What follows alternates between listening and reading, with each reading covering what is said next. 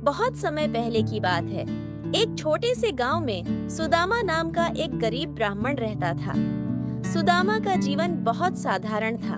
उनके पास कोई धन दौलत नहीं थी, लेकिन उनका हृदय प्रेम और भक्ति से भरा हुआ था। वे बहुत विद्वान और धर्मपरायण व्यक्ति थे, जिनका जीवन कठिनाइयों से भरा हुआ था। फिर भी वे सदा संतुष्ट और प्रसन्न रहते थे। सुदामा और श्री कृष्ण बचपन के समय से ही बहुत अच्छे मित्र थे। दोनों एक ही गुरुकुल में शिक्षा ग्रहण कर रहे थे। गुरुकुल में वे दोनों हमेशा साथ रहते, साथ पढ़ते और साथ खेलते थे। उनकी मित्रता इतनी गहरी थी कि वे एक दूसरे के बिना एक पल भी नहीं रह सकते थे।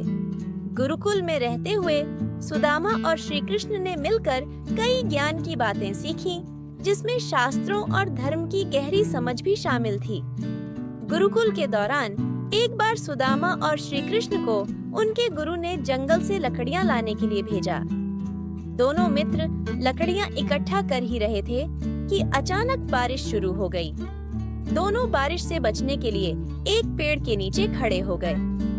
सुदामा को ठंड लगने लगी। तब श्री कृष्ण ने अपने कपड़े से सुदामा को ढक दिया और उन्हें गर्म रखने की कोशिश की।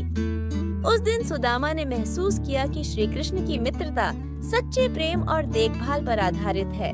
समय बीतता गया और शिक्षा समाप्त होने के बाद दोनों मित्र अपने अपने जीवन में व्यस्त हो गए। श्री कृष्ण द्वारका के राजा बन गए और उनका जीवन राजसी वैभव से भर गया। वहीं दूसरी ओर सुदामा अपने गांव में ही रहे, जहां वे अत्यंत निर्धनता में अपना जीवन यापन कर रहे थे। सुदामा की स्थिति इतनी खराब हो गई थी कि उनके पास 2 वक्त की रोटी जुटाने के लिए भी कठिनाई होती थी। सुदामा की पत्नी ने एक दिन उनसे कहा, आपके बचपन के मित्र श्री कृष्ण अब द्वारका के राजा हैं। वे आपसे बहुत प्रेम करते हैं। क्यों ना आप उनसे मिलकर अपनी कठिनाइयों के बारे में बताएं? वे निश्चित ही आपकी मदद करेंगे। सुदामा को यह बात सही लगी, लेकिन उन्हें संकोच हो रहा था। उनके पास श्री कृष्ण के लिए कोई उपहार भी नहीं था। उनकी पत्नी ने घर में जो थोड़े से चावल बचे थे, उन्हें बांधकर एक पोटली में दे दिया। सुदामा चावल की पोटली लेकर द्वारका के लिए रवाना हो गए। द्वारका की यात्रा लंबी और कठिन थी, लेकिन सुदामा ने हिम्मत नहीं हारी। वे पैदल ही द्वारका पहुँचे और श्री कृष्ण के महल के बाहर खड़े हो गए। उन्हें यकीन नहीं हो रहा था कि उनके मित्र ने इतना बड़ा राज्य और वैभव पा लिया है। महल के द्वार पर खड़े होकर उन्होंने द्वारपाल से श्री कृष्ण से मिलने की इच्छा जताई। जैसे ही श्री कृष्ण को अपने प्रिय मित्र सुदामा के आगमन की खबर मिली, वे बिना एक पल गंवाए महल के बाहर दौड़ पड़े। श्री कृष्ण ने सुदामा को देखते ही पहचान लिया और उन्हें अपने गले से लगा लिया।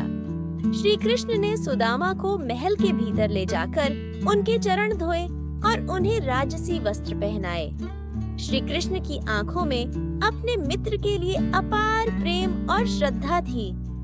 सुदामा महल से विदा लेकर अपने गांव लौट आए।